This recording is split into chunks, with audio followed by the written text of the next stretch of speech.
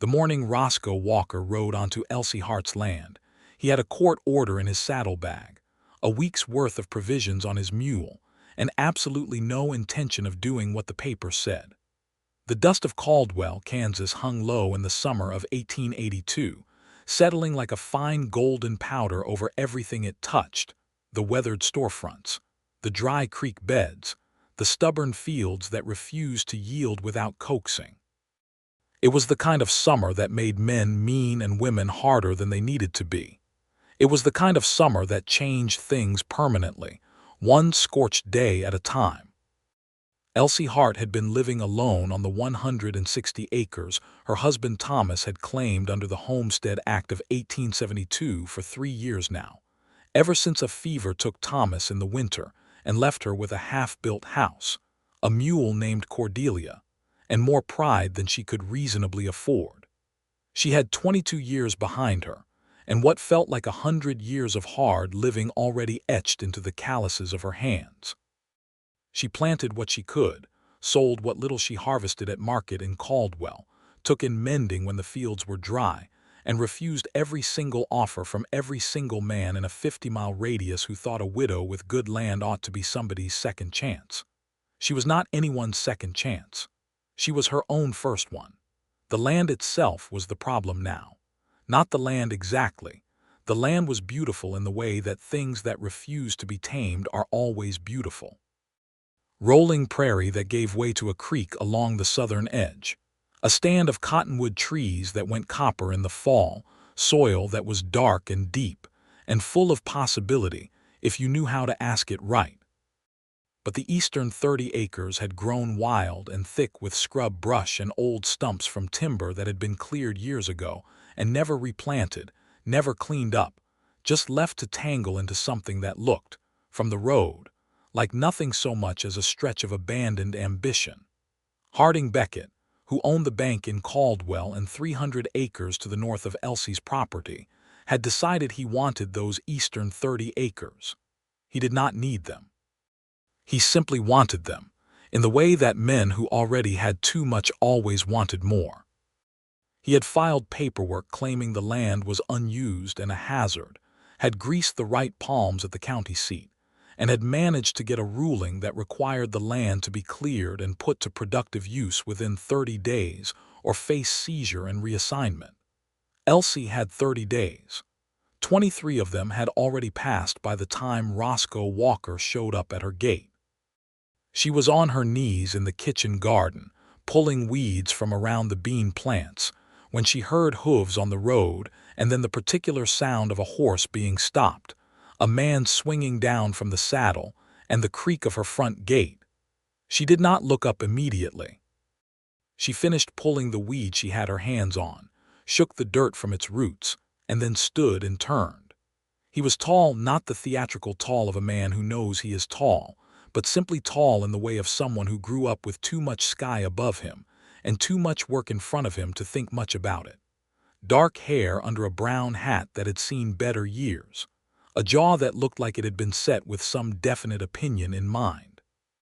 He was leading a roan horse with a calm competence that told her he had been leading horses for a long time, and behind the roan there was a mule loaded with what appeared to be an unreasonable amount of gear tools, canvas bags, wooden crates. He was, she guessed, 28 or perhaps 29. There was something about his eyes, a dark gray-green that shifted depending on how the light hit them, that made him seem like a man who had seen enough of the world to have formed some conclusions about it.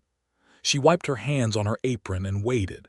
He came to a stop about 10 feet from her, held his hat in his hands and said, "Ma'am, are you Elsie Hart?" "I am," she said. "And I already know why you are here, so before you hand me that paper you have in your saddlebag, I want you to understand that I am going to contest it and I will be taking the matter to the district judge in Wichita, so whatever Harding Beckett thinks is going to happen to my east field, he is very much mistaken." Roscoe Walker looked at her for a moment. Then he looked at the mule. Then he looked back at her. "Yes, ma'am," he said. "I do not doubt that. My name is Roscoe Walker. I was hired by the county to come out here and carry out the clearing order on your eastern parcel if you were not in compliance by the end of the week. "I am not in compliance," she said flatly. "I have had no money, no help, and no time. I have been managing this entire property on my own for 3 years, and I would like to see any man on the county board try to do the same." "I do not disagree with you," he said, and the way he said it, quiet and direct, without any edge of condescension, made her pause. "You do not disagree with me," she repeated. "No, ma'am.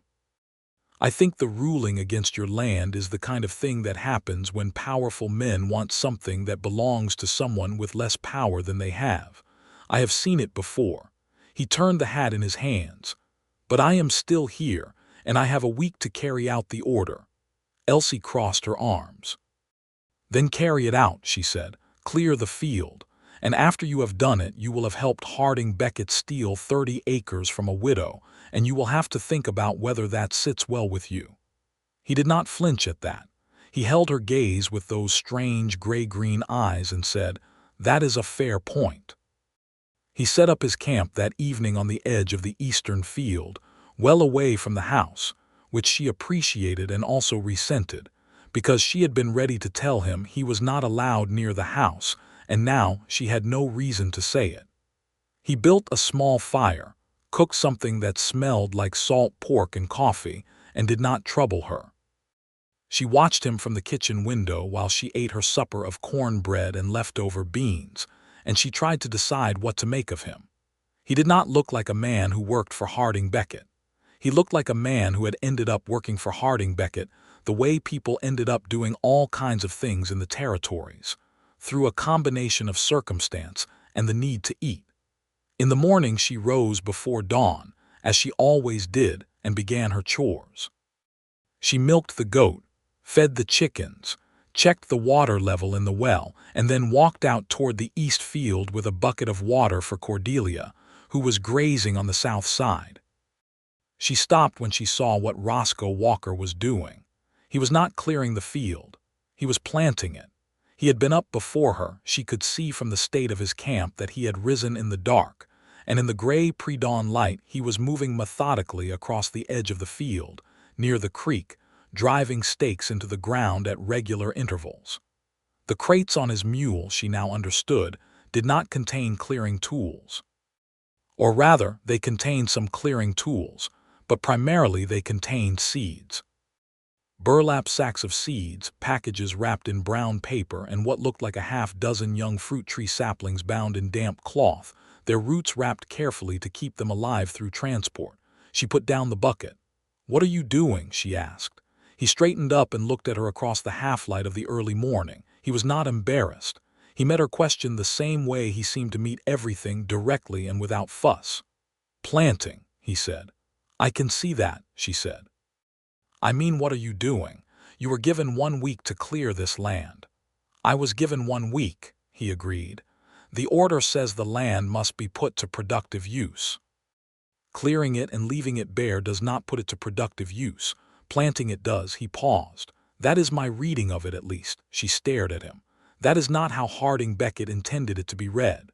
"No," he said. "I do not imagine it is." The silence between them stretched out long and thin in the cool morning air. A meadowlark started up somewhere in the cottonwoods by the creek, its song bright and unhurried. "Those are fruit trees," she said finally, pointing at the saplings. "Yes, ma'am. 2 apple, 2 pear, 2 cherry. They will need water through the summer, but they should establish by fall." He picked up his stake mallet and drove the next stake. "I also have winter wheat for the upper part of the field, and along the creek edge I thought clover because the soil there is wet enough for it and you could use the pasture for additional grazing." She opened her mouth. She closed it. She opened it again. "I do not know what to say," she told him. He glanced at her sideways, and something that was not quite a smile moved across his face. "You do not have to say anything yet, ma'am. The week is just starting." She stood there a moment longer, watching him work, this strange quiet man with his mule full of seeds and his sideways not quite smile. And then she picked up the bucket again and went to water Cordelia, and tried very hard not to think about what he had just done. By the end of the first day, he had laid out the whole eastern field in a plan she could not fault: practical, efficient, arranged to make the best use of the creek water and the angle of the sun. He had cleared enough of the worst scrub brush to make planting possible, but he had done it selectively, leaving the larger old stumps to be worked around, because pulling stumps took equipment he did not have and time he did not have, and a fruit tree could be planted beside a stump as easily as in clear ground. She brought him supper that evening without meaning to. She had made rabbit stew with the rabbit that old Pete Garner's dog had flushed out of her kitchen garden that morning, and there was more than she needed, and it seemed wasteful not to bring it out. She told herself that 3 times on the walk from the house to his camp. He accepted the bowl with a gravity that told her he knew exactly what it cost her to bring it and was not going to make her feel small about it. "Thank you," he said simply. She sat on a log near his fire because her feet were tired and it was that or go back to an empty house, and she asked him questions because questions were safer than silence. "Where are you from?" she said.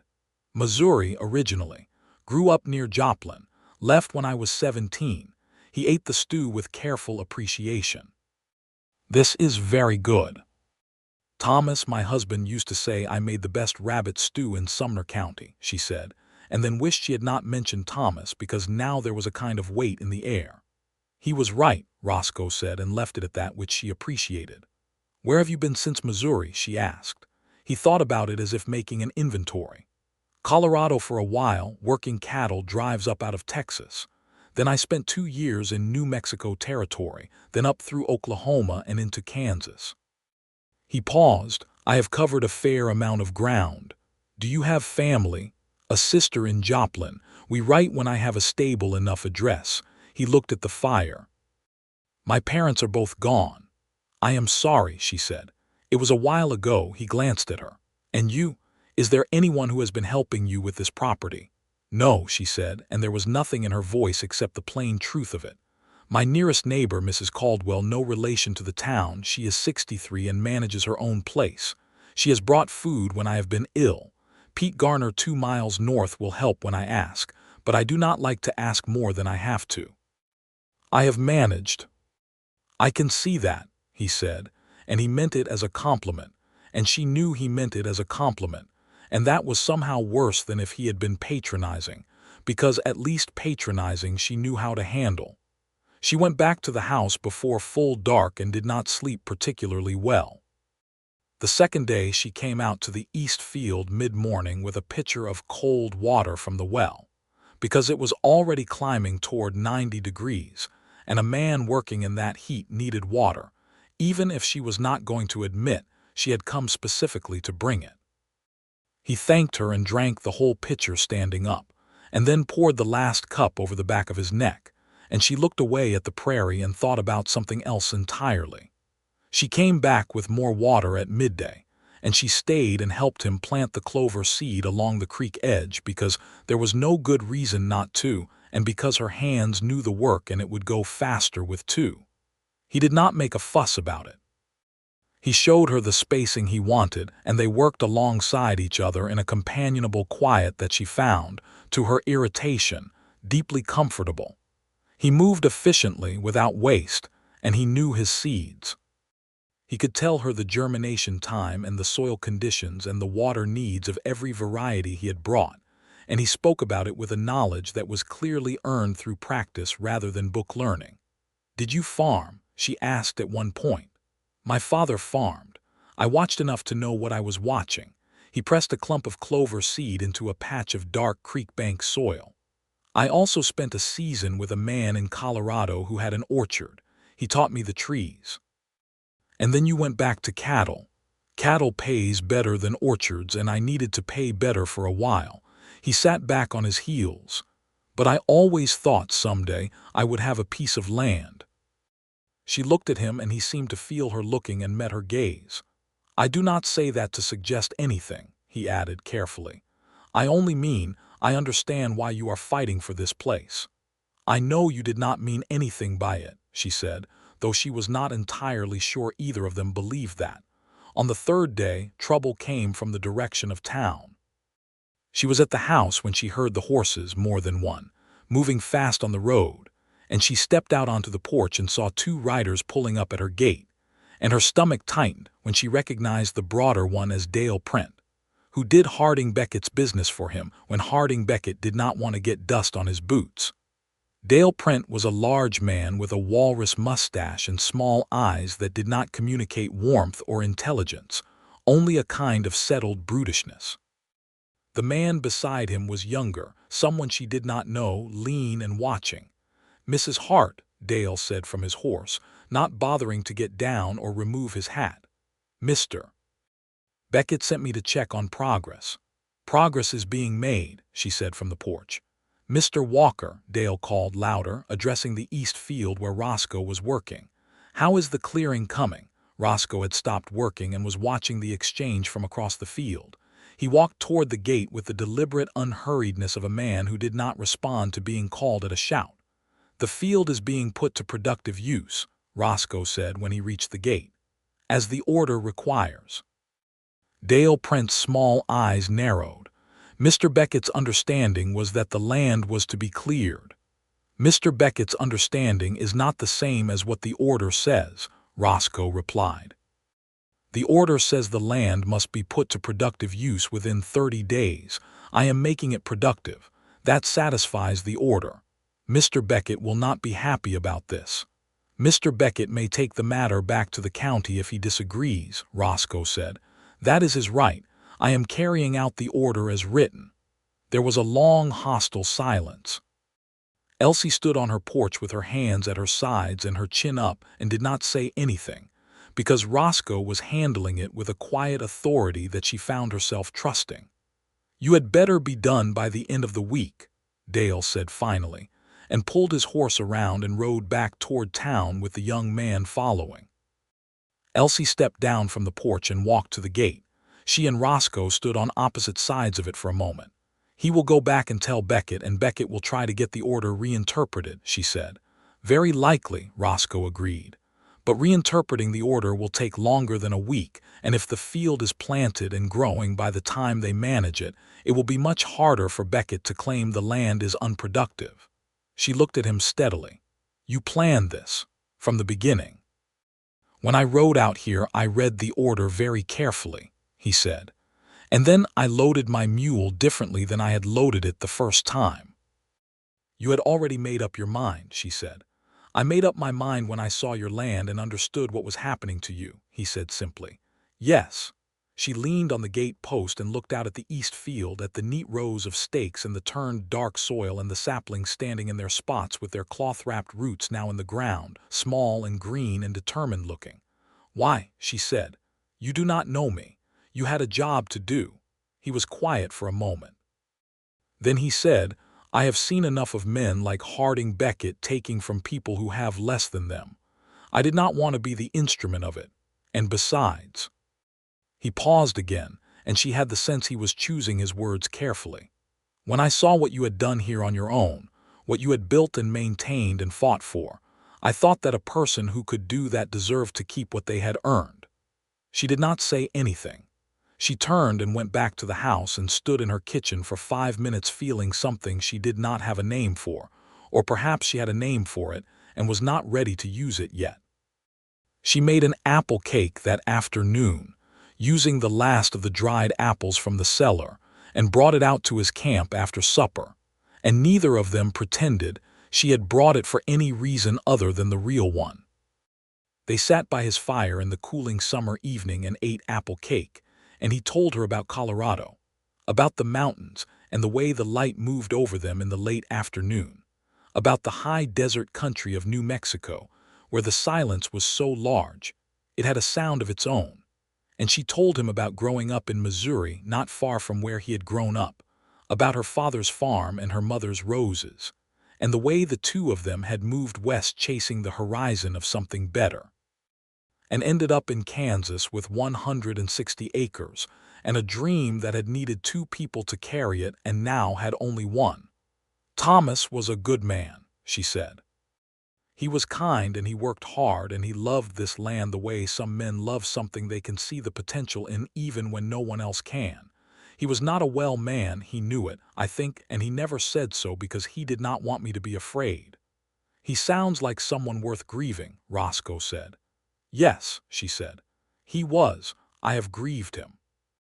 I am still grieving him, I suppose, in the way that loss does not really end. It just finds a place to live in you that is not so sharp anymore. She looked at the fire. But I am also 22 years old and I have a great deal of living left to do, and I refuse to apologize for both of those things being true at the same time. No one should ever have to apologize for that, he said, and there was something in his voice that was warm and certain and made her look at him. He was looking at her too. The firelight moved on his face and in those gray-green eyes, and she thought, with a sudden and slightly alarming clarity, that this was a very good face to be looking at. She looked away first. "You should get some sleep," she said. "You have a lot of planting left." "Yes, ma'am," he said, and she heard the not-quite smile in his voice even though she was not looking at him anymore. The fourth day she worked beside him all morning without pretending she had other reasons to be there.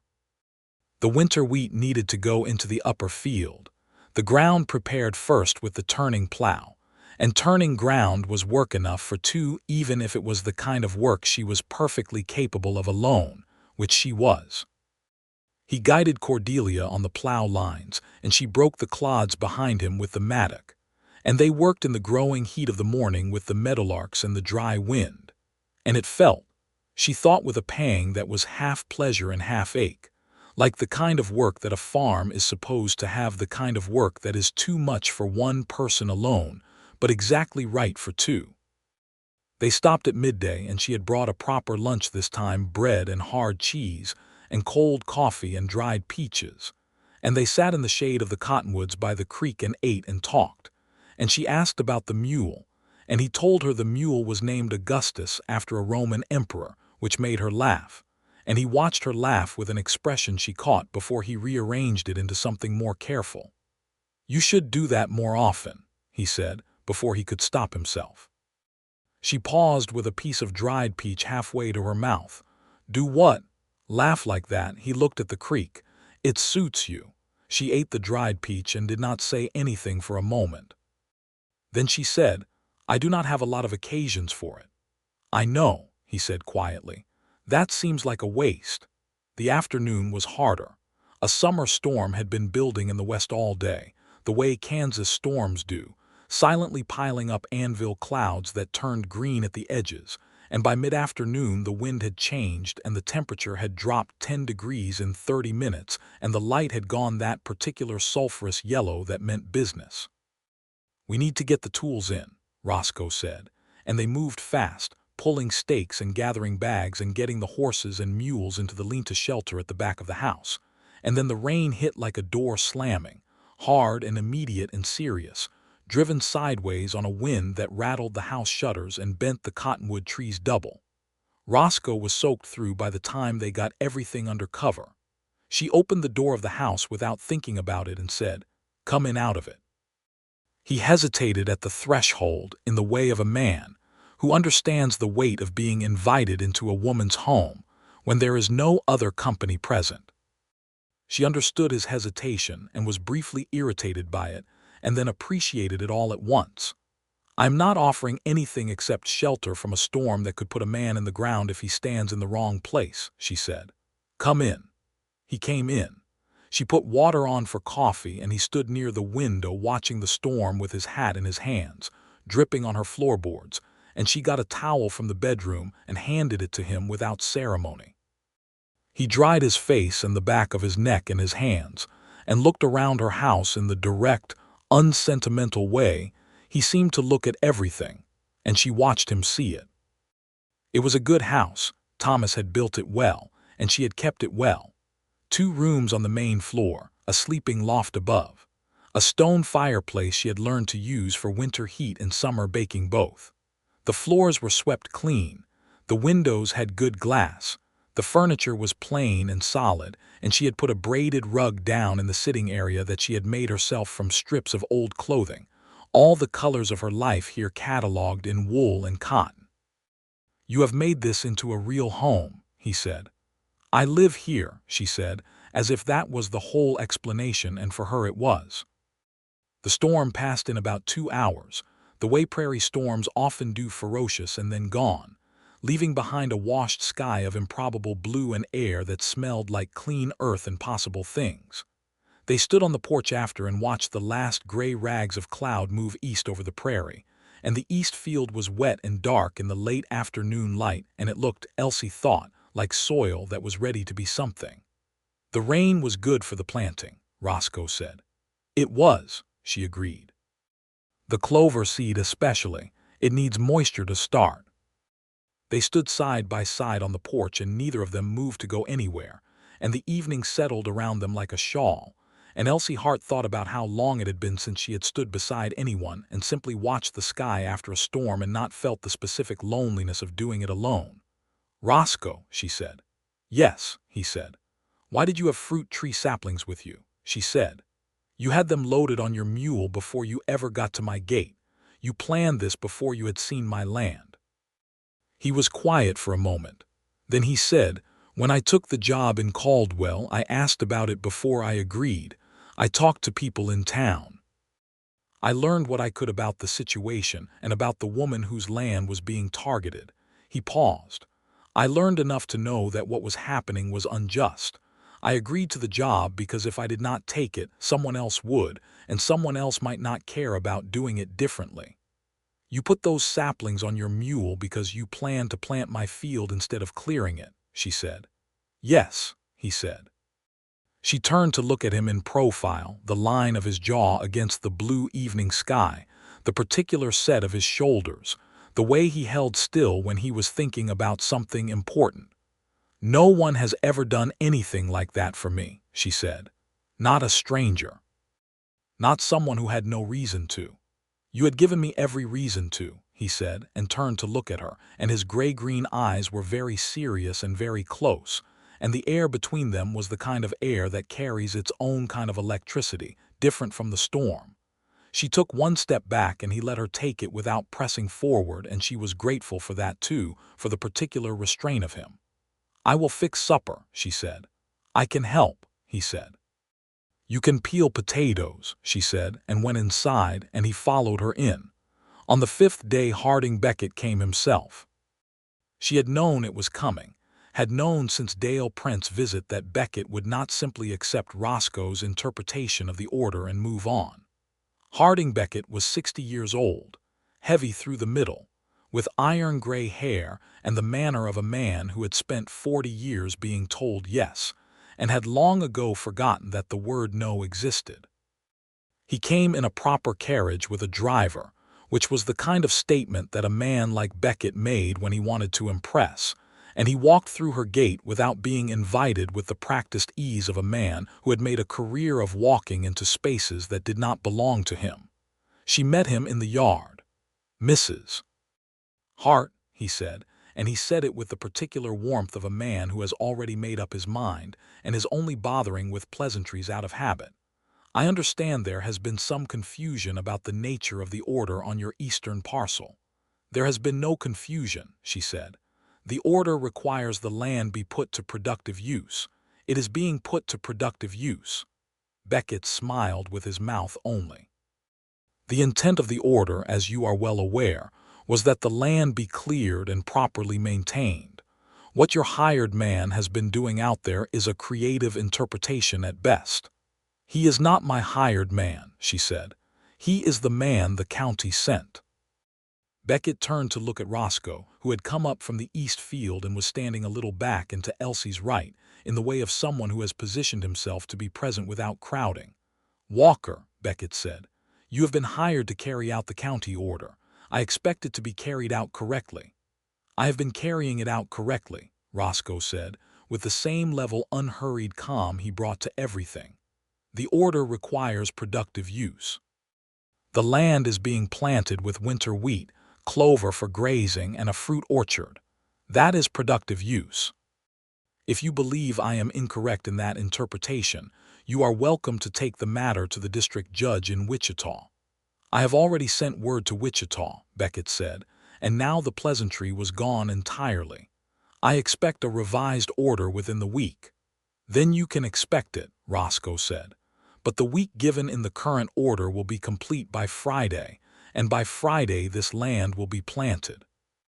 You can contest the planting afterward if you choose, but contesting an established and growing crop is a different legal matter than contesting unused land. Beckett looked at him with the look of a man who is not used to being addressed directly by people who work for wages. Then he looked at Elsie, and his look was even less kind. "Mrs. Hart," he said, "I want you to understand that what I am doing here is giving you an opportunity to settle this reasonably.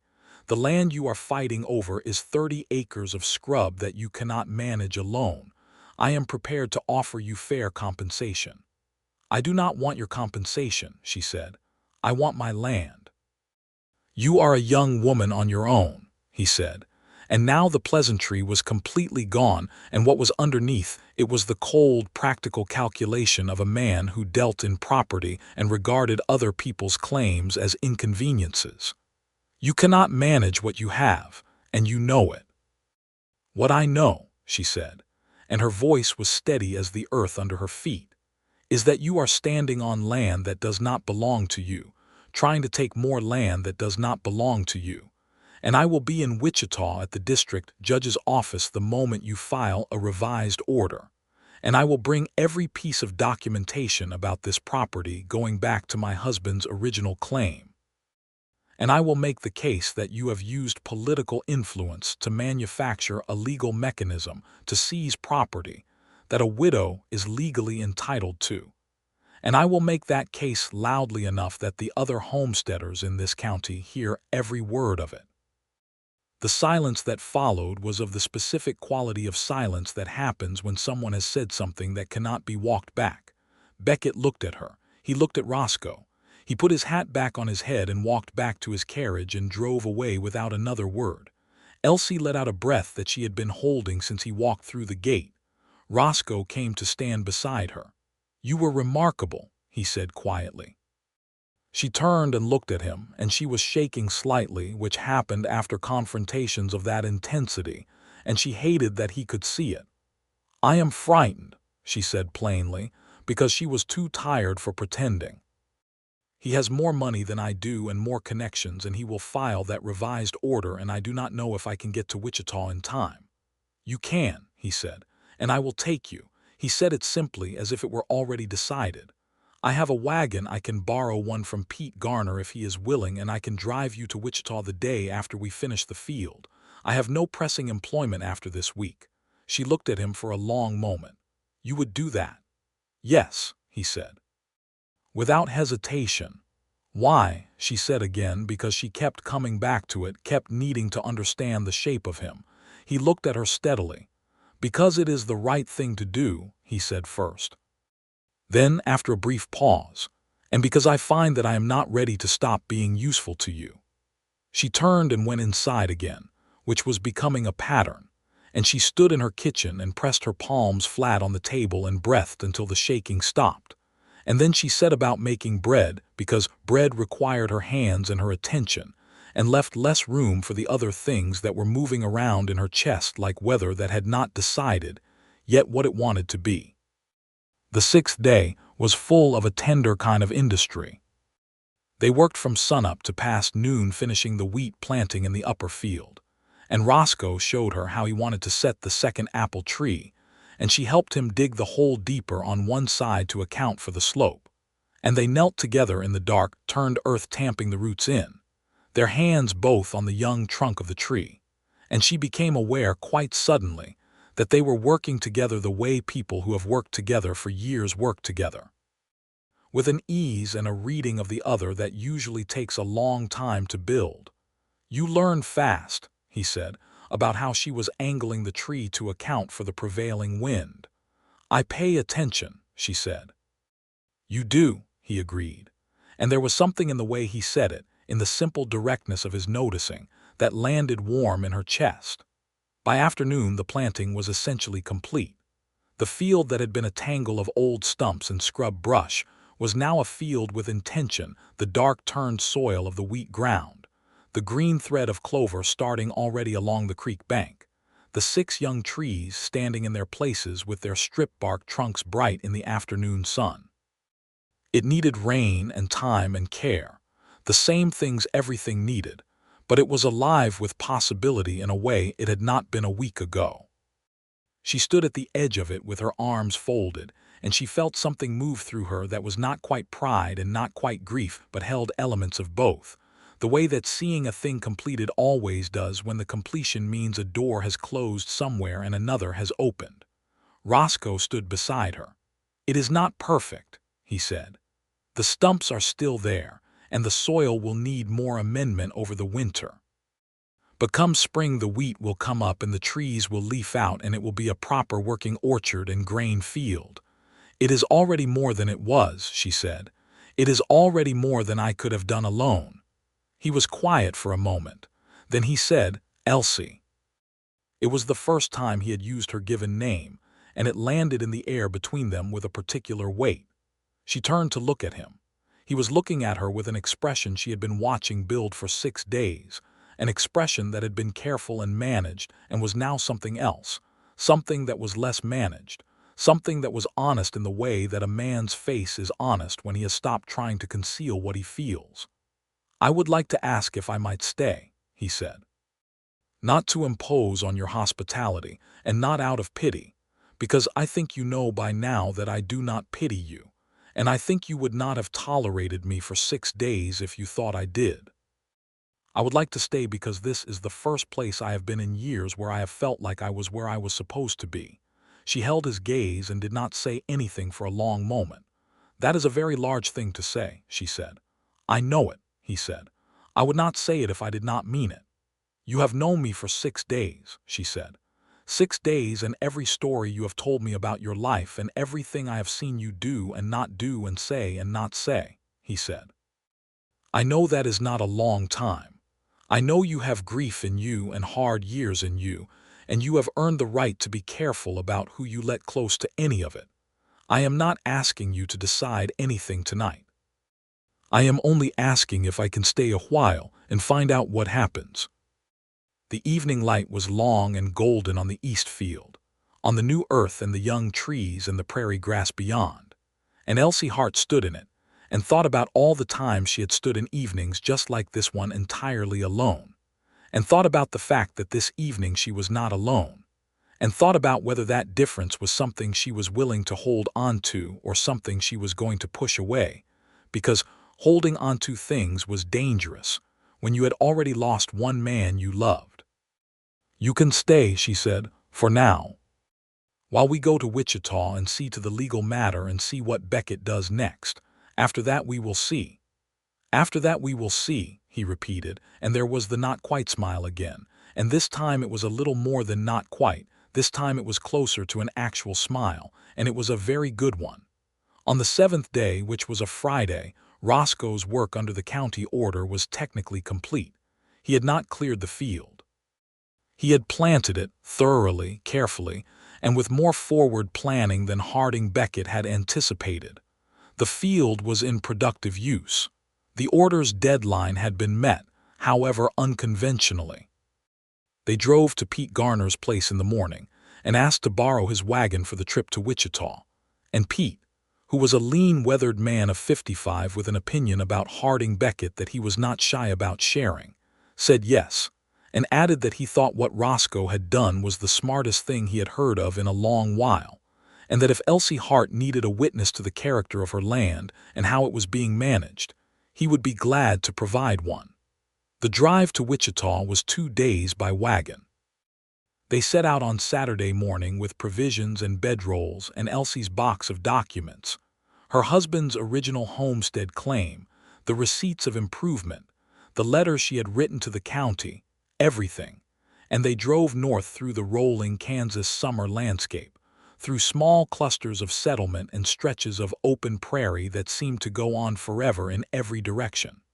They talked. There was no other way to put it. They talked continuously, and with the kind of ease that surprised Elsie, who had grown accustomed to having no one to talk to and had begun to think she might have forgotten how. He told her about the cattle drives, about the men he had known who were good and the men who were not, about a winter in New Mexico where he had sheltered with a sheep farming family and learned enough Spanish to negotiate for supplies, about the particular beauty of the high desert at dawn when everything was pink and orange and utterly still. She told him about her mother's skill with plants, how she had known the medicinal properties of every wildflower in Missouri, and had passed that knowledge to Elsie by way of long walks and patient naming, how Elsie had planted a small medicinal garden at the edge of the south field that she had not told anyone about because she was not sure what people would make of a woman who knew about plants. "I think it is remarkable," he said, without any reservation. "What plants?" She listed them. He listened with genuine interest, asking questions, and she found herself going into more detail than she had intended, talking about the black cohosh for pain and the yarrow for bleeding and the elderberry for winter fever. And by the time she had finished, she realized she had been talking for 20 minutes and he had not shifted or looked away or offered any kind of commentary designed to redirect the conversation back to himself. "You would make an excellent doctor," he said. "Women do not become doctors," she said, and there was something tired in her voice that went beyond the statement itself. "They are starting to," he said, "in the East. There are medical schools accepting women now." He paused. "I am not saying you ought to leave your land for medical school. I am only saying that what you know about plants is a real skill and it ought to be valued." "In a world where it was valued, it would be," she said. "We could try to make a smaller version of that world," he said quietly. "Right where we are." She looked at the prairie going by. A red-tailed hawk was hanging in the wind above a draw to the east, perfectly still in the air, waiting. "Right where we are," she repeated softly. They camped that night in a hollow where a creek bent west, under a sky so full of stars it seemed to have no room left for dark. She had her bedroll on one side of the fire and he had his on the other, and the fire burned down to coals, and the coyotes called in the distance, and the night was warm and full of the smell of dry grass and creek water, and she lay on her back and looked up at the stars, and listened to his breathing go slow and even into sleep, and felt something settle in her chest that she recognized finally, with a kind of startled certainty, as peace. She was not at peace because the legal problem was solved, or because the East Field was saved, or because she was not afraid of Harding Beckett, because none of those things were certain yet. She was at peace because on the other side of the fire was a man who had chosen to do right by her before she could ask for it, and that was a rarer thing in the world than stars. They reached Wichita on Sunday evening and found lodging at a respectable boarding house, separate rooms, which he paid for without making it a discussion, which she also noted and appreciated. And on Monday morning Elsie went to the district courthouse with her box of documents and Roscoe Walker at her shoulder. The district judge was a man named Harlan Price, who was 61 and wore the careful neutrality of a man who had been a judge long enough to have seen every possible variety of human dispute and had stopped being surprised by any of them. He listened to Elsie's account of the situation, read the documents she had brought, asked several pointed questions about the county order and the timeline, and then asked Roscoe to describe what had been done to the land. Roscoe described it. He described it precisely, with the soil types and the crop varieties and the planting methodology, and Judge Price listened with the expression of a man who is formulating an opinion. "The order states productive use," Price said. "Planting constitutes productive use. I do not see grounds to revise the order in Mr. Beckett's favor on that basis alone." He looked at the county clerk who was present. "I will need the full record of how this order was filed and on what grounds the initial hazard claim was made." The records took 2 days to produce, during which Elsie and Roscoe walked Wichita's streets and ate at a restaurant and looked in the windows of shops and had the strange, suspended experience of two people who are in the middle of something important and unresolved, and are filling the waiting time with the ordinary details of being alive together in a place. She bought thread at the dry goods store and he looked at seed catalogs, and they had coffee at a hotel dining room that was considerably more elegant than anything she had encountered in Caldwell, and he seemed as comfortable there as he was on the prairie, which told her something about the breadth of what he had seen. "Tell me about Augustus," she said over the coffee. "Your mule. Where did you get him?" Won him in a card game in Trinidad, Colorado, he said. I do not play cards as a rule, but the man who had him was playing cards to get money to feed him and not succeeding. So I sat down and played one hand and won the mule, and the man seemed relieved about it. She laughed at that, really laughed, the way she had the first time, the way he had said suited her, and he watched her with that expression that was no longer managed at all, that was entirely open, and she caught it fully this time and did not look away. You look at me like that, she said. Like what, he said. Like I am something that you did not expect to find and are not sure yet how to account for, she said. He was quiet for a moment. Then he said, that is almost exactly what it is like. She picked up her coffee cup and held it with both hands and looked at him over the rim and said, I find that I do not mind it. On the third day in Wichita, Judge Price called them back to his office and informed them that upon reviewing the full record of the county filing, he found significant irregularities in the process by which the hazard claim had been made, including evidence that Harding Beckett had had direct communication with the county board member who initiated the claim. He was not in a position to dissolve the original order, but he was suspending it pending a full review of the filing process, and he was issuing an injunction preventing any further action against Elsie Hart's eastern parcel for a period of 6 months while the review was conducted. He also noted, with a dry brevity that told her he had formed a quiet opinion on the matter, that the land in question appeared to be very actively in productive use, and that any future claim to the contrary would need to account for that evidence. Elsie stood in the courthouse hallway after and pressed her hand flat over her sternum and breathed. The injunction was not a permanent resolution. Beckett might yet find a way to press his case. But the immediate threat was suspended, and the legal record was now a great deal more complicated for Beckett than it had been a week ago. This is not finished, she said. No, Roscoe agreed.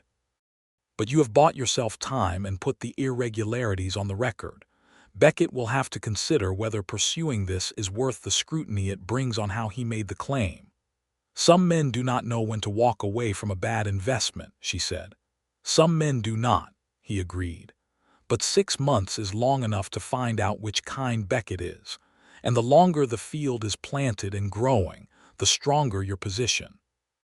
She turned to look at him in the bright Wichita afternoon, the light hard and clean off the limestone courthouse steps. And where will you be in 6 months? She asked. He held her gaze. Where you want me to be, he said. She nodded slowly, as if confirming something she had already decided. Then come back with me, she said.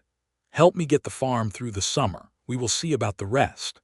We will see about the rest, he said, and this time the smile was all the way there, open and real and warm, and she walked down the courthouse steps into the Kansas sunshine beside Roscoe Walker, and thought that the horizon, which had always looked like something to be endured alone, was beginning to look like something else entirely.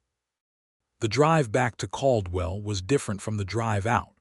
Something had shifted in the legal situation, yes, but also between them in some quieter and more significant way.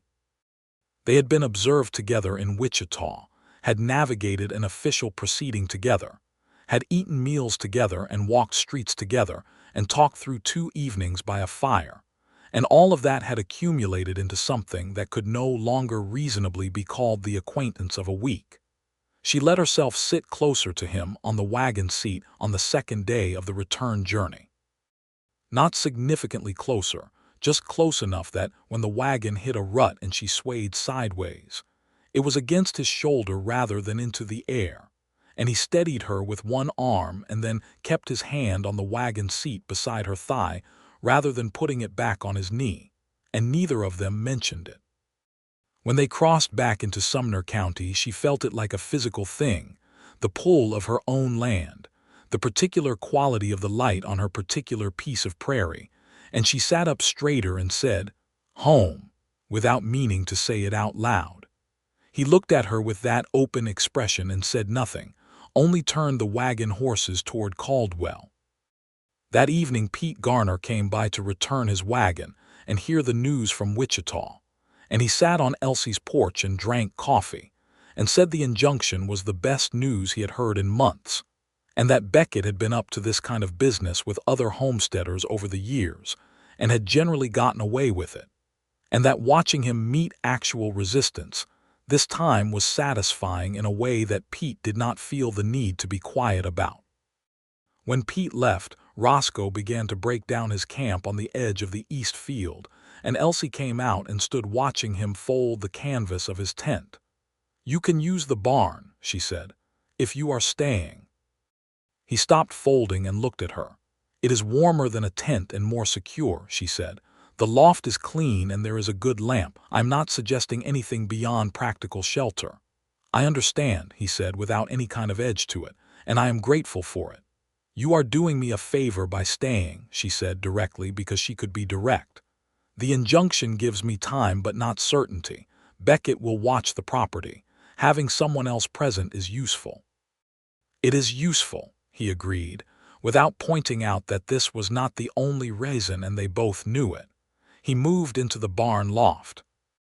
It was a reasonable arrangement, and no one in Caldwell said much about it that was worth listening to, because she was a widow with a working farm, and he was a man who had been hired by the county and had stayed on to assist with the property, which was not a circumstance that required much explanation. The summer deepened. The wheat on the upper east field came up thin and green through the dark soil, exactly as Roscoe had said it would. The clover thickened along the creek bank, and the goat discovered it, and Elsie spent a morning repairing the fence to keep her out of it. And Roscoe came and helped without being asked, and they worked together on the fence in the hot morning with the efficiency that was their way now, each anticipating where the other would be, each handing the other the tool needed before it was asked for. He was good at the work, all the work, not in the showy way of a man who wants to be seen to be capable, but in the quiet fundamental way of someone for whom competence was simply the baseline expectation. He could fix fence and sink posts and mend leather and shoe a horse and build a cold frame for her kitchen garden and calculate the rainfall needs for the new wheat planting, and he did all of it without commentary or expectation of credit. But it was the other things she noticed more. The way he listened fully, with his whole attention, in a way that made her feel that what she said mattered. The way he took her opinions about the farm seriously, asked for them, incorporated them into how he worked. The way he had read the books on her shelf. She had a modest collection, inherited from her mother, and had asked her what she thought of them, genuinely interested in her answers. The way he was with Cordelia the mule, patient and consistent, earning the animal's trust with the same quiet persistence he seemed to apply to everything. One evening in late July, about 6 weeks after the Wichita trip, she came out to the east field at dusk to check the clover and found him standing at the fence beside the young apple trees, looking at them in the fading light. She came and stood beside him. The trees were leafing out well, putting on new growth at the tips of every branch, fully alive and establishing in their new ground. "They are going to make it," she said. "Yes," he said. "Come spring they will be solid enough to prune. By the 3rd year they will start bearing." "I will have apples," she said, and her voice held the particular wonder of a person who has wanted a thing for a long time and is only now allowing themselves to believe it might actually happen. "You will have apples," he confirmed, "and pears, and cherries, though the cherries are the most uncertain. They do not always take to this climate." He paused. "But 2 out of 3 is a good orchard."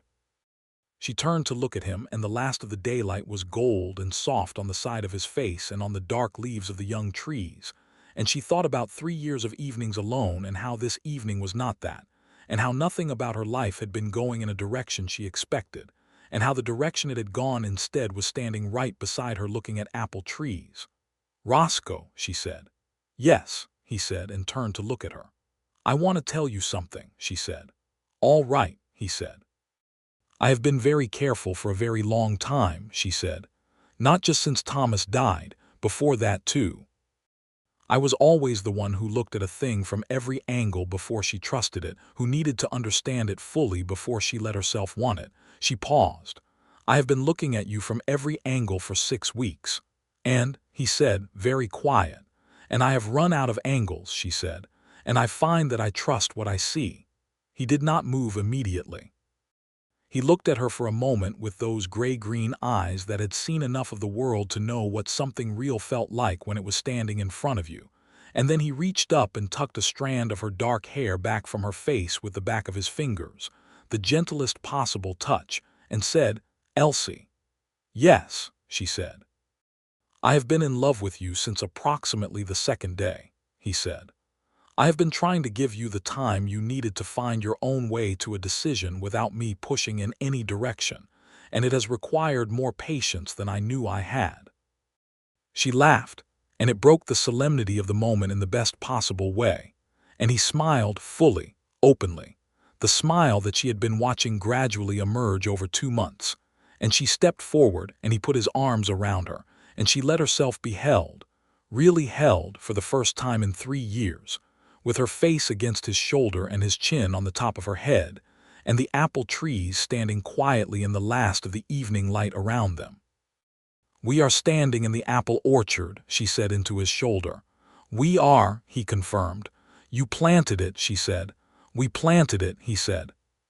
She pulled back enough to look at him, and then she kissed him, which she had decided to do the moment she started talking, and she was not a woman who made decisions and then didn't act on them. And he kissed her back with the full, unhurried attention he brought to everything. And the evening star came out above the prairie, and Cordelia, the mule, made a noise from the south field that was entirely unsentimental and practical. The following months brought their own seasons and their own changes. Harding Beckett, as it turned out, was the kind of man who retreated when the cost became too visible. The review of the county filing process had not only confirmed irregularities in the case against Elsie's land, but had also uncovered evidence of similar pressure on 2 other homesteaders in the county, and the whole situation had attracted the attention of a newspaper correspondent in Wichita, who wrote a piece about the pattern of complaints that ran in 3 papers across southern Kansas.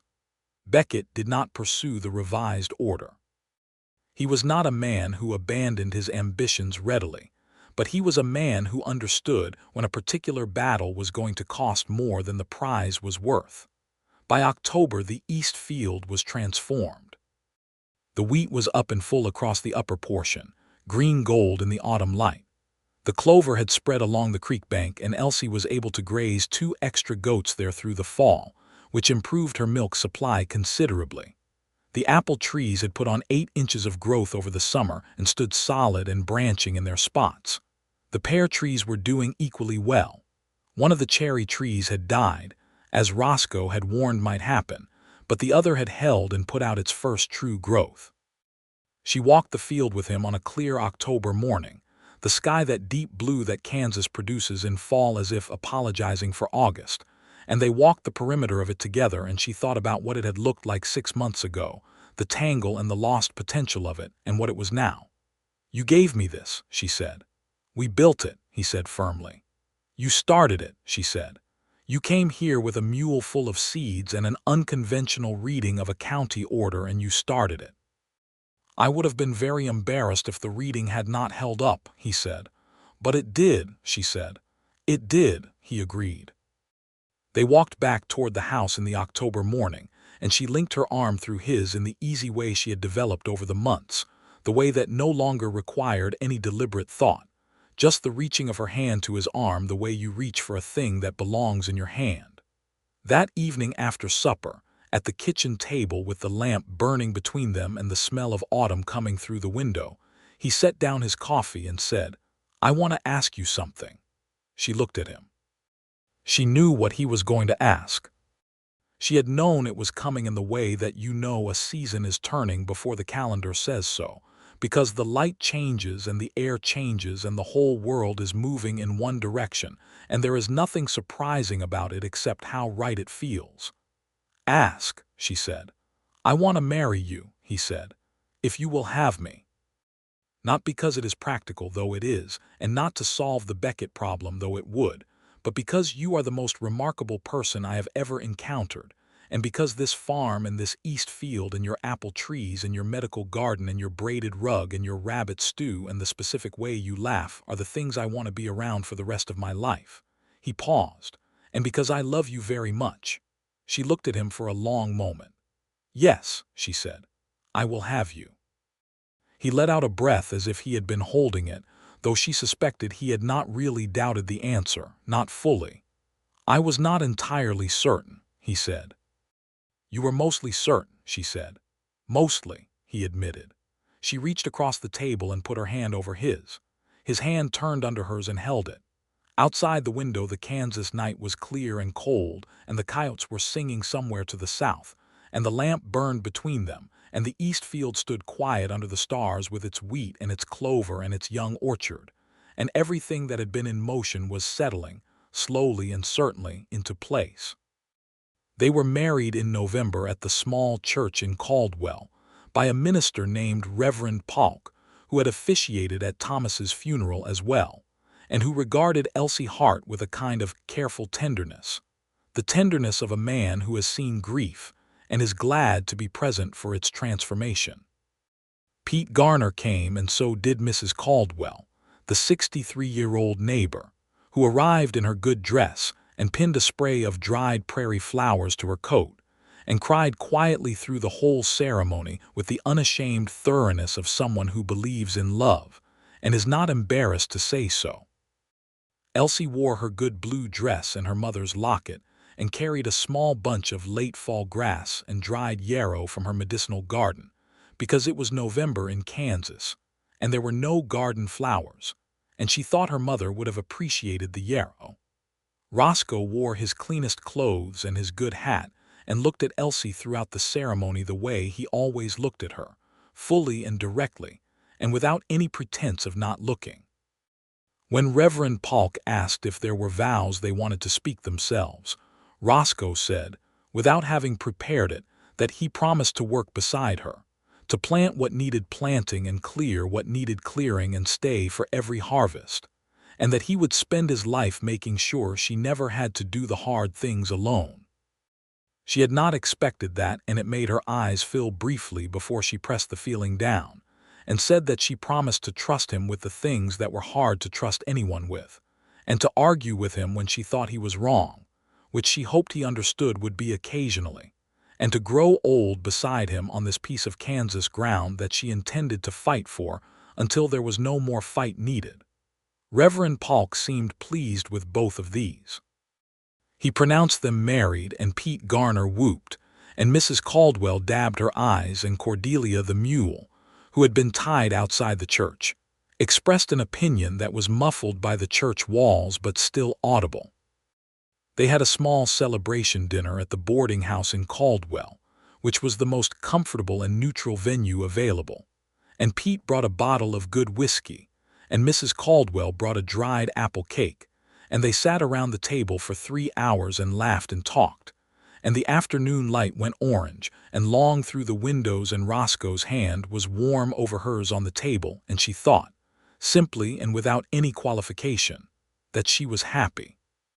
The winter of 1882 into 1883 was a working winter, the kind that keeps your hands busy and gives your thoughts time to settle into their proper places. They were up early every morning to tend the animals and check the field, and the frozen ground of the east field lay waiting under the gray sky, the wheat dormant beneath it, the young trees bare and skeletal-looking but solid, their roots deep in the Kansas earth. They were not alone much in the early months, because there was always something demanding attention on a working farm in winter, but they had the evenings, and the evenings were long and lamplit, and full of the kind of conversation that happens between two people who are still learning each other, which is both the most demanding and the most rewarding kind. He told her things he had not told her in those first 6 days, or in the months since, things that required the winter and the lamp, and the sense of permanent settlement to surface. About the years after he left Missouri at 17, the years that had been hard in the way that young men alone without resources found things hard, the work that was demeaning and the weather that was brutal and the loneliness that he had dealt with by moving, always moving, as if stillness was the enemy. "I stopped moving when I came here," he said one evening, looking at the fire.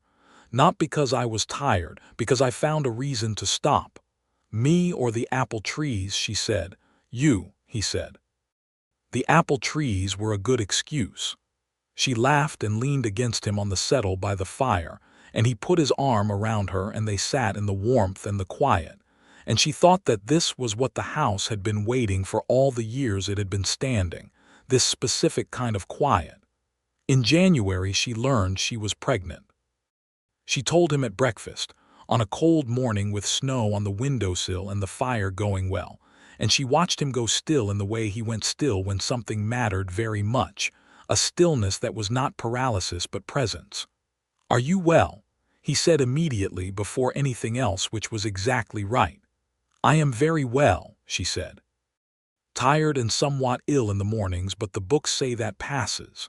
He came around the table and crouched down beside her chair and took both her hands in his and looked at her with those gray-green eyes that were at this point entirely without management or filter of any kind. "Elsie," he said. "I know," she said. "We are going to be parents," he said, as if he needed to hear it out loud to make it real. "In the fall," she said. "October, I think." He pressed his forehead briefly against their joined hands, and she felt the breath go out of him in something that was not quite a sigh and not quite a laugh but was entirely genuine. And then he stood and pulled her up and held her close, and she put her face against his neck and felt his arms around her, and thought that the house was very warm and the world outside was very cold, and she was exactly where she was supposed to be. The spring of 1883 brought the East Field alive. The winter wheat broke through the snow-warmed ground in March, and by April it was a solid stand of green across the upper field, moving in the wind like water, the most alive and certain-looking thing Elsie had ever planted. The clover on the creek bank had overwintered beautifully and was already spreading. The apple trees leafed out in late April, the pear trees too, and the surviving cherry tree put out a cloud of white blossoms in early May that made her stand and stare at it for 10 full minutes one morning. "She is blooming," she called back to Roscoe, who was fixing fence near the barn. He came and stood beside her and looked at the cherry tree and its white blossoms against the blue spring sky and said, "She is a good tree." "Yes," Elsie said, "she is a very good tree." Her pregnancy was advancing visibly by June, and the heat was becoming a consideration, and Roscoe had quietly rearranged the work so that the heaviest labor fell to him, and what remained for her was manageable, doing it in a way that was matter-of-fact and did not make her feel reduced or managed, because he understood her well enough by then to know that she needed the work as much as she needed the rest. Pete Garner came by in June with his son-in-law, a young man named Tom Briggs who had come west to try farming, and the four of them brought in the winter wheat harvest together over 2 long hot days, which was some of the finest work Elsie had done on the East Field, cutting and binding and stacking in the hot June sun with Pete's commentary, and Tom Briggs's cheerful inexperience and Roscoe's steady competent rhythm. And by the end of it the East Field's first wheat crop was in, and it was a good one. Solid and heavy-headed, and they sat in the shade of the cottonwoods that evening and drank cold water from the creek and felt the satisfaction of it. Beckett would have had a fine piece of wheat ground there if he had waited a year, Pete said with a dry satisfaction. He did not have the patience, Roscoe said. Men like that never do, Pete said. Elsie sat with her back against a cottonwood trunk and her hands on the roundness of her middle, and watched the evening settle over the East Field. Her East Field, which had been a tangle of scrub and stumps a year ago, and was now wheat stubble and clover and young orchard, full of the summer insects and the meadowlarks and the particular gold light of a Kansas June evening. And she thought about the morning Roscoe Walker had ridden up to her gate with a court order in his saddlebag, and a mule full of seeds, and a quiet determination to do right instead of following instructions. and she thought that her whole life had turned on that one morning in a way that still occasionally made her breath catch with the nearness of how differently it might have gone. In October, as she had calculated, their son was born. He came into the world on an October morning when the cottonwoods along the creek had gone fully gold, their leaves bright and loud in the fall air, and Mrs. Caldwell came and helped with the birthing with a competence and warmth that Elsie was grateful for without measure. He was a solid, vigorous boy with his mother's dark hair and his father's gray-green eyes, which they would not fully know for some weeks yet, and he made his opinion of the world known in no uncertain terms from the first moment. Roscoe held him at the kitchen table that evening with the lamp burning and his face wearing an expression that Elsie, watching from the bed, had never seen on him before, an expression of absolute and complete undoing, the face of a man who had not known until this moment exactly what he was capable of feeling. "What shall we call him?" she said. Roscoe looked at her over the baby's head. "What names do you have?"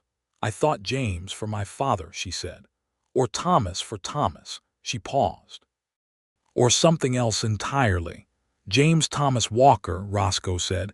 "If you like both." She considered it. The baby, James Thomas Walker, looked up at his father with the vague, serious attention of a very new person encountering the world.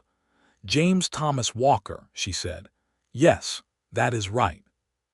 He brought the baby to her and sat on the edge of the bed beside her, and they looked at their son together in the October evening. And the cottonwoods shook their gold leaves outside the window, and the east field lay dark and resting beyond them, done with its harvest and preparing for the winter, the young orchard's bare branches visible above the fence line, the cherry tree among them, the one that had decided to live. The year that followed was the fullest Elsie had ever known, full in the way that a harvest field is full, dense with the particular weight of everything that has grown and been gathered. James was a lively and demanding presence who insisted on being carried frequently, and observed everything around him with an intensity that suggested he had formed opinions about the world before he had the language to express them. Roscoe had a patience with the baby that had a deep natural quality to it, as if fatherhood were something he had been quietly prepared for, and Elsie watched them together, the baby on his father's shoulder as Roscoe walked the east field checking the young trees, Roscoe explaining the names of things in a low, steady voice to a child who could not yet understand but watched his father's face with absolute faith, and felt something move in her chest that was beyond what she had vocabulary for. The apple trees bloomed in their second spring. Modest, exploratory, a scattering of pink-white blossoms on each tree rather than the full extravagance they would eventually produce, but real, present, indisputable.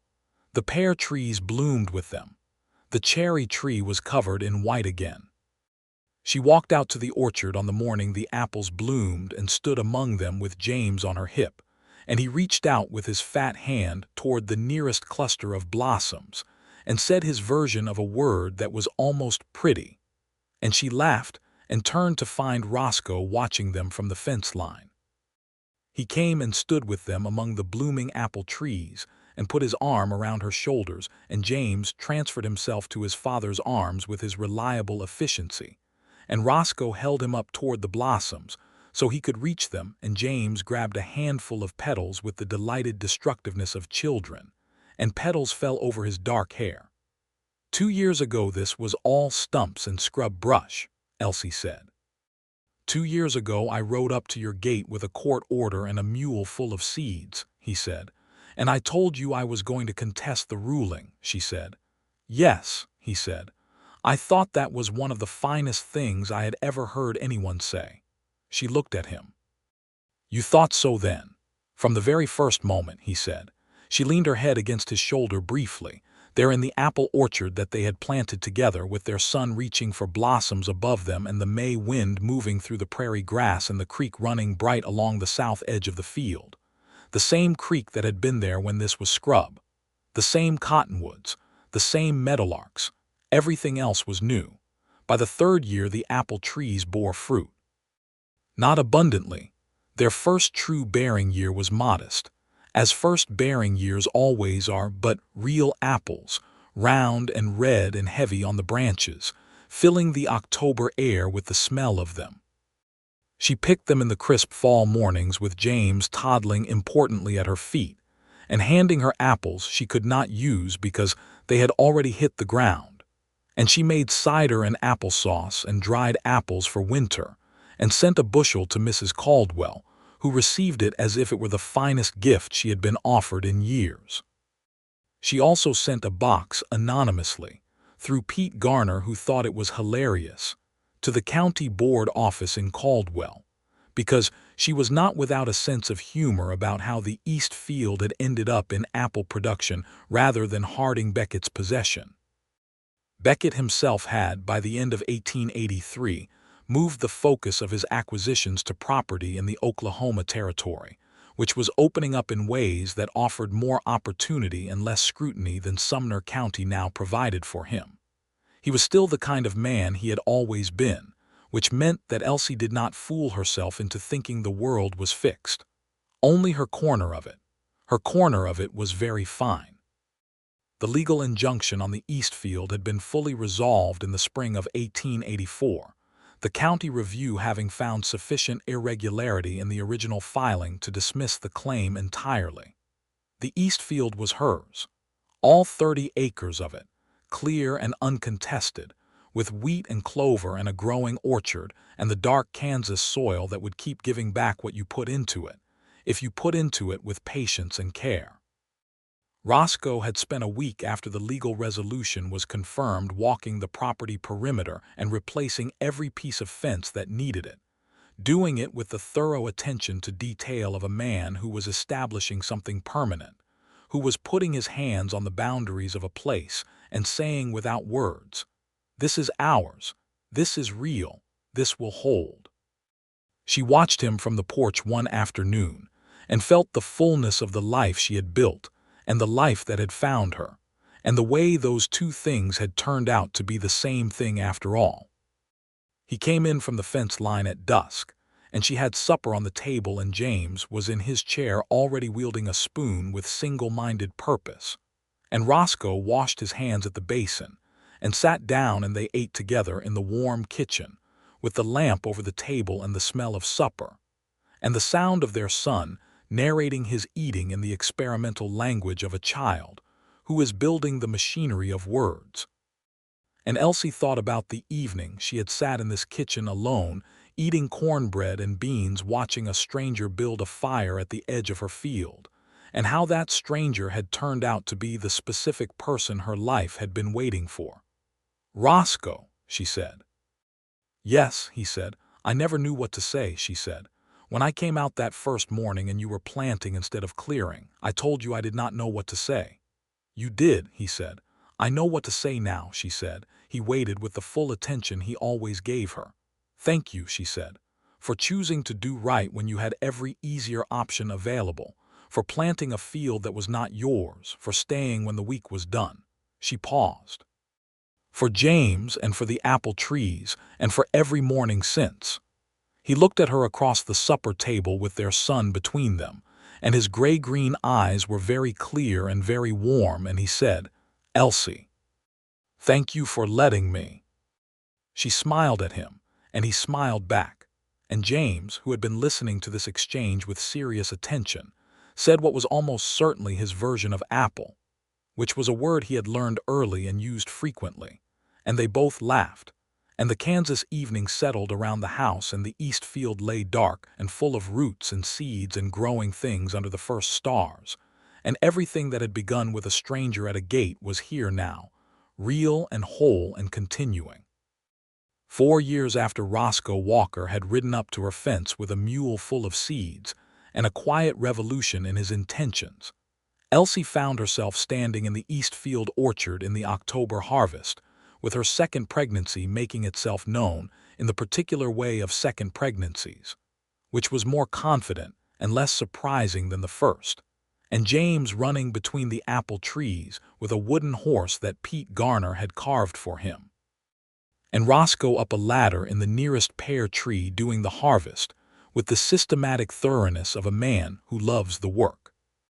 She had told him about the second baby the night before, and he had gone still in exactly the same way he had gone still the first time, and then he had held her for a long time without saying anything, which was exactly what was needed. A sister for James, maybe, she had said. Or a brother, he had said. Or either. Both are good. She stood now in the October orchard and watched her son run and her husband harvest, and the pear trees dropped their gold leaves and thought about how much had happened in this field, on this piece of ground. In this life she had insisted on keeping even when it would have been easier to yield. She had never yielded. And because she had not, she had been standing in her kitchen garden on a summer morning in 1882 when a tall man with a mule full of seeds had come through her gate, and everything had followed from that. The pear landed gently in Roscoe's canvas bag, and he looked down from the ladder and found her watching him and did not try to pretend he was not pleased about it. "How are you feeling?" he said. "I am standing in an orchard I was told I would lose," she said. "I am feeling quite well." He came down the ladder and came to her and put his hand on the side of her face, and she put her hand over his, and they stood together in the light of a Kansas October afternoon, in their east field that had been a tangle, and was now a harvest, under trees that had been saplings packed in damp cloth on a mule, and were now laden with fruit, on land that had been threatened and contested and fought over and was now, finally and thoroughly, theirs. Their second child, a daughter they named Margaret Clara Walker, was born in the spring, and she was as vigorous and opinionated as her brother, and she came into a house that was warm and a farm that was solid and a family that had been built deliberately, and with care from the moment a man with gray-green eyes had chosen to plant a field instead of clear it, and had changed the direction of two lives entirely. The east field bloomed every spring after that, the apple trees and the pear trees heavy with blossom, the cherry tree always the first, the clover thick and green along the creek, the wheat turning gold in June, the whole 30 acres a standing argument for what a piece of land can become when someone decides to give it a chance instead of taking it away. Roscoe Walker was not a man who made speeches or sought recognition. He was a man who got up before dawn and worked until dark and loved his wife, with the full honest attention of a person who understood that love was an action taken every day rather than a feeling that could be stored and drawn on without renewal. He was a man who had ridden up to a gate with a court order he did not intend to use, and a mule full of hope, and a reading of the law that was technically correct and personally courageous, and had planted something that turned out to be far larger than an orchard. Elsie Hart Walker was not a woman who softened because life became easier.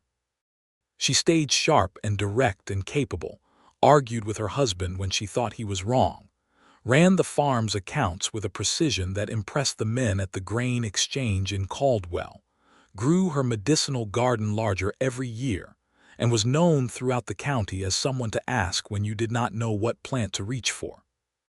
She loved her husband with a ferocity that she had always been capable of but had been carrying without a proper place to put it, and she gave it a proper place now and did not apologize for it. They grew old on that land together, which is not a small thing in a country where so many things could cut a life short: drought and fever and hard winters, and the 1,000 daily dangers of a working farm. They grew old among the apple trees they had planted in the first breathless week of knowing each other, among the wheat fields and the clover and the creek and the cottonwoods, in the house that Thomas had built, and that Roscoe had quietly reinforced and expanded over the years, until it was large enough for a family that kept insisting on growing. And every October when the apples came in, Elsie would stand in the east field orchard in the harvest light and remember the morning she had come out in the dark and found a stranger planting her field instead of clearing it, and she would feel again the particular shock of that morning, the way it had no category she could fit it into, the way she had stood there looking at him working in the gray dawn with his stakes and his seeds and his mule and had said the only honest thing, "I do not know what to say." She knew now, of course. She had known for a long time. She had said it in a courthouse hallway in Wichita, and at a supper table over apple cake, and in a kitchen over cornbread and beans, and by a fire on the prairie, and in a church in Caldwell with dried yarrow and prairie grass in her hands, and at a kitchen table over a baby with gray-green eyes, and in 100 ordinary mornings after, when knowing what to say was the easiest thing in the world because the man who had given her the words for it was standing right beside her. The East Field stood through all of it, rooted and growing, the best argument either of them had ever made for the particular, irreversible, life-altering power of choosing to plant something instead of clearing it away.